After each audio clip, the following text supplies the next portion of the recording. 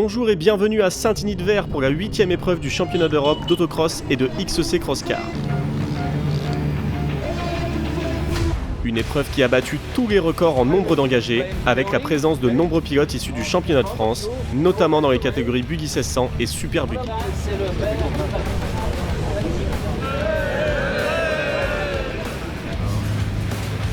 On découvre le tracé de Saint-Denis-de-Vert avec Robert Teuil, pilote Super Buggy, à bord de son châssis du constructeur tchèque Alfa Racing.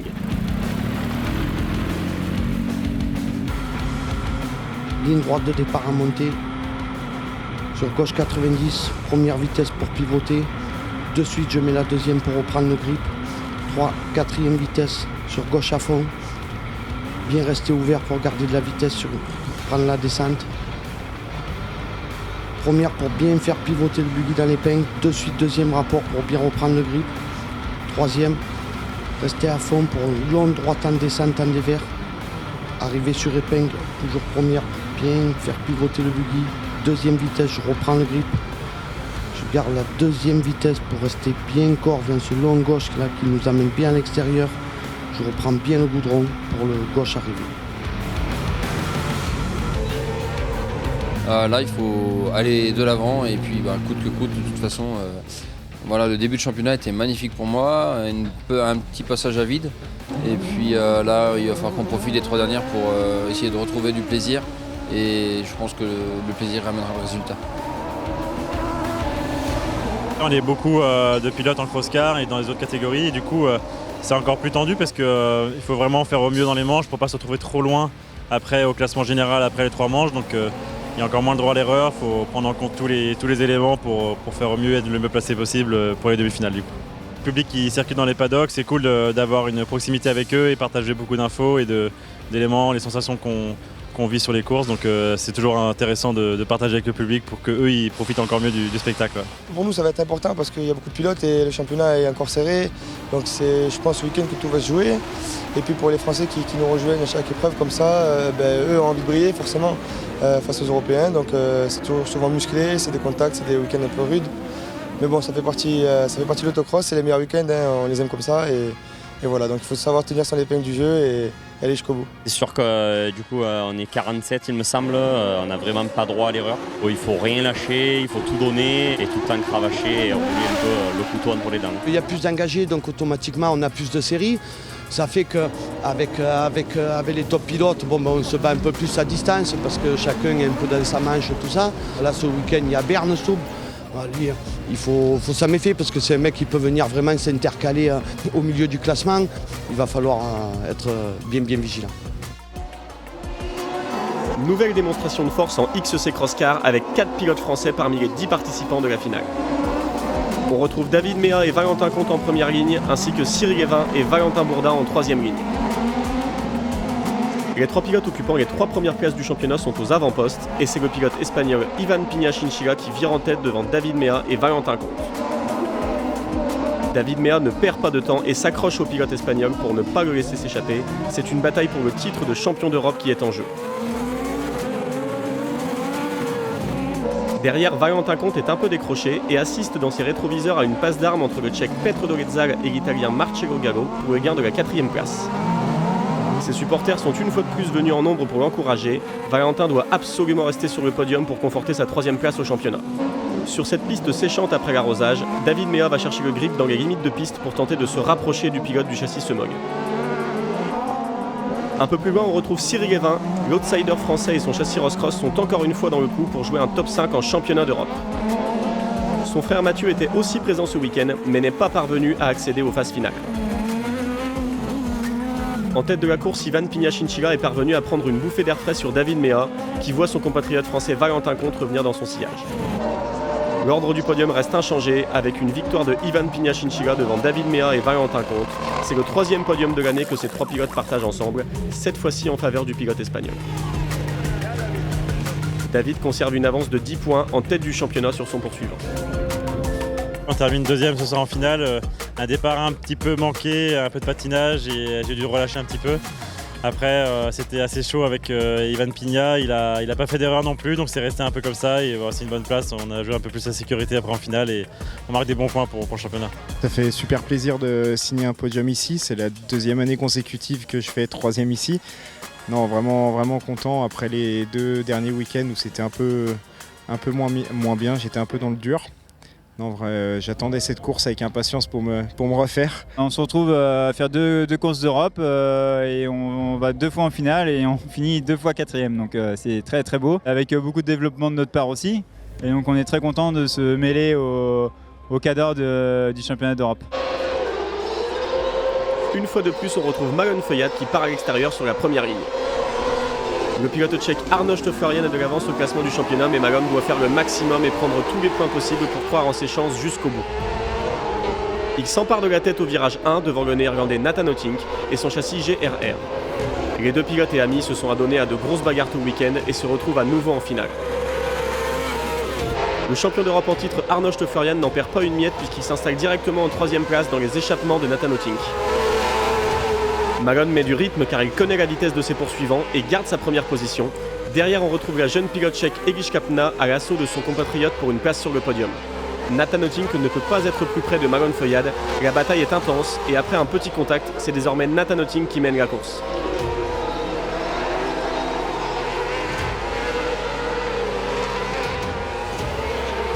Malon ne lâche rien et profite d'une petite erreur du néerlandais pour se rapprocher dans le dernier tour.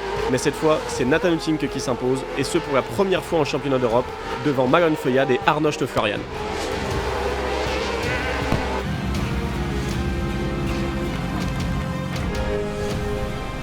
Pour le championnat, c'est pas mal, même si Arnoš il fait 3, mais bon, on reste quand même dans le match, on est encore dans les 3 et ça me fait plaisir. J'aurais bien voulu gagner quand même à la maison.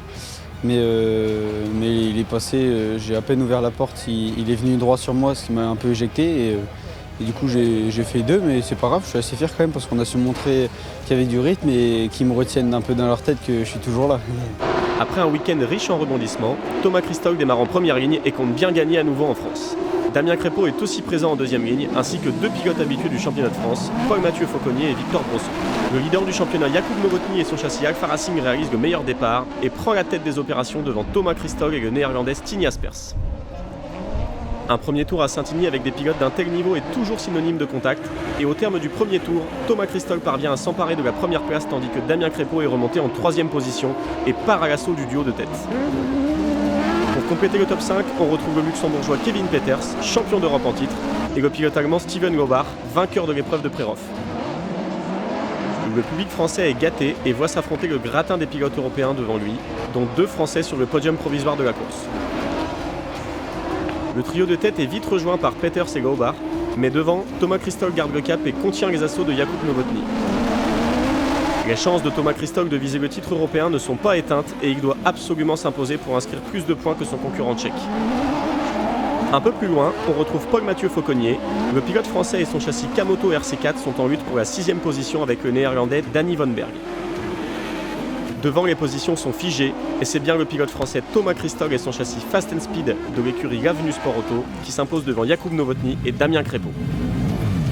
Thomas remonte ainsi à la 3e place du classement général à seulement 3 points de la 2e position.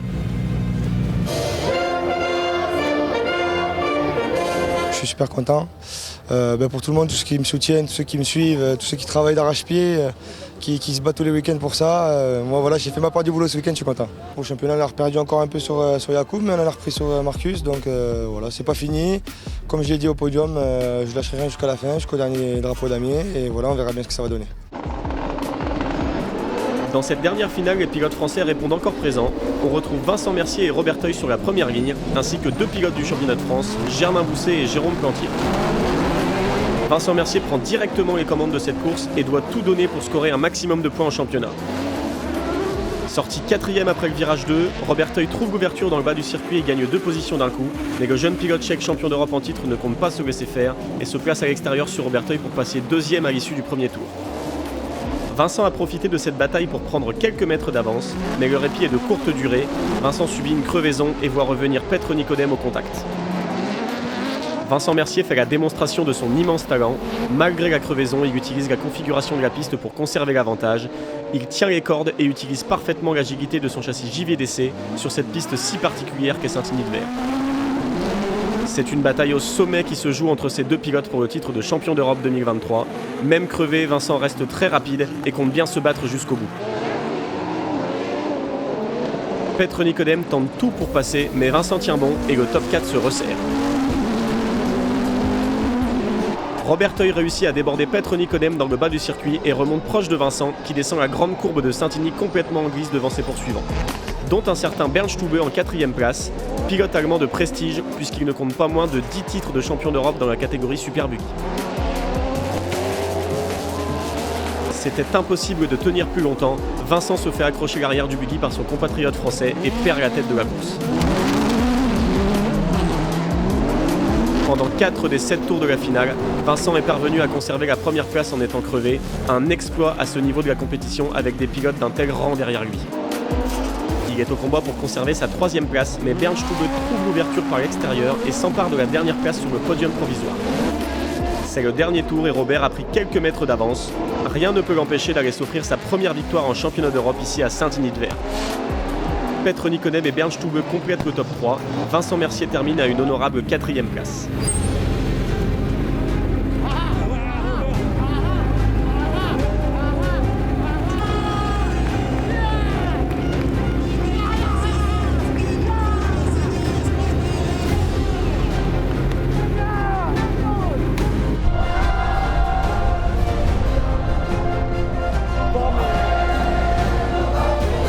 C'était une finale incroyable, je sors en tête. Je fais le boulot à côté des gros moteurs à sortir en tête, j'avais fait le job. Et voilà, j'ai crevé dans le premier tour encore une fois. Ça va peut-être me coûter cher cette saison, toutes ces crevaisons, mais j'ai réussi à tenir la tête jusqu'au 4e ou 5e tour, je sais plus. Mais bon, à un moment donné, je pouvais plus. Quand le pneu est sorti de la jante, voilà, c'était vraiment très compliqué à conduire. On sauve les meubles avec une 4e place. Ça a été une grosse finale. Et au départ, c'était pas gagné quand même. Hein. Après, j'ai absolument tout donné. J'avais un endroit où j'étais plus vite que tout le monde. Voilà, j'étais assez confiant. Je savais que j'allais pouvoir vraiment faire un bon boulot dans le trou en bas. Et ça a payé, je me suis bien régalé. Merci à tous de nous suivre si nombreux. On vous donne rendez-vous à Maggiora en Italie pour l'avant-dernière épreuve du championnat d'Europe.